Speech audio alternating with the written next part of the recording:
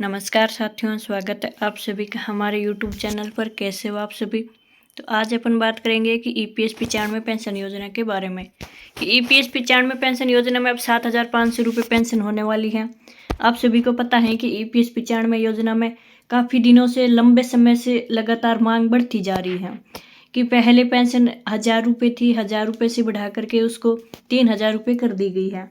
लेकिन अभी 8वें वेतन आयोग में ही पेंशन को बढ़ा करके 3,000 से सीधे 7,500 रुपये होगी।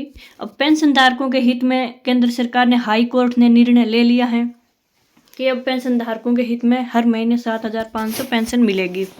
अब 3,000 से 7,500 तक की बढ़ोतरी होने वाली है पेंशन की।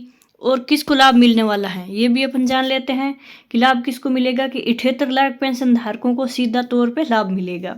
कितने को? 78 लाख लोगों को, पेंशन धारकों को 7,500 रुपये हर महीने खाते में डायरेक्ट बेनिफिट ट्रांसफ़र के माध्यम से उसके खाते में भेजा जाएगा।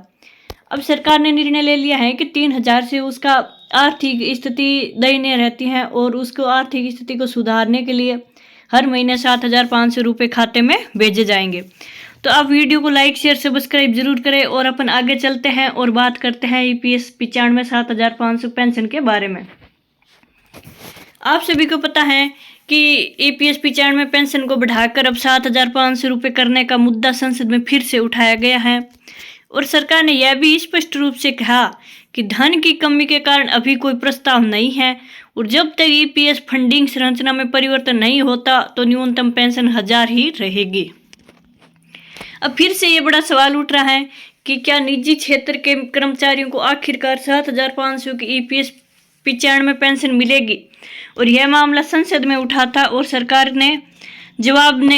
के जवाब ने स्थिति स्पष्ट कर दी है कि लाखों पेंशन भोगी सकारात्मक अपडेट की उम्मीद कर रहे थे, लेकिन प्रतिक्रिया वैसी नहीं थी जैसी वे सुनना चाहते थे।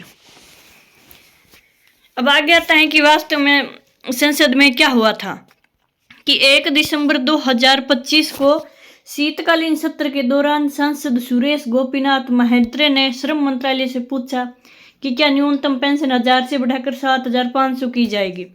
तो वो उसका जवाब है कि उन्होंने यह भी सवाल उठाया कि महंगाई भत्ता क्यों नहीं दिया जा रहा है और पेंशन में वर्षों से संशोधन क्यों नहीं हो रहा है।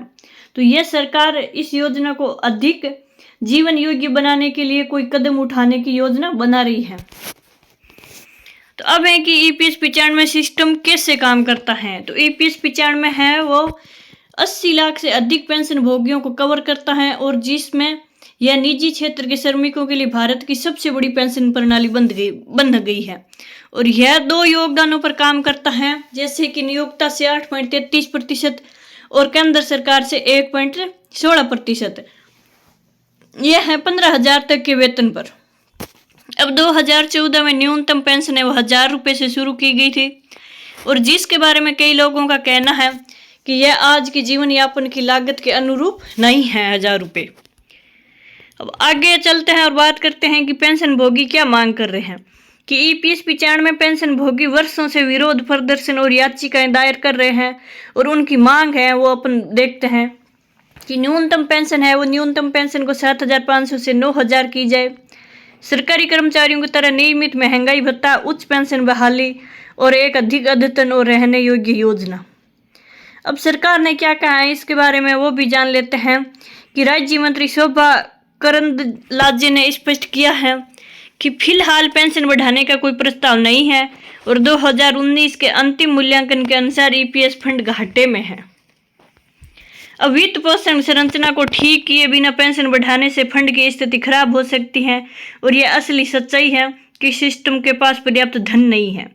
अब EPS पेंशन भोगियों के लिए DA के बारे में क्या बात है वो भी देख लेते हैं कि सरकार ने स्पष्ट किया है कि EPS 95 एक निश्चित अंशदान योजना है और यह सरकारी वेतन आधारित पेंशन की तरह काम नहीं करती है और इसका मत है कि कोई DA नहीं है और मुद्रास्फीति से जुड़ी कोई वृद्धि नहीं होगी और कोई स्वचालित संशोधन नहीं किया जाएगा।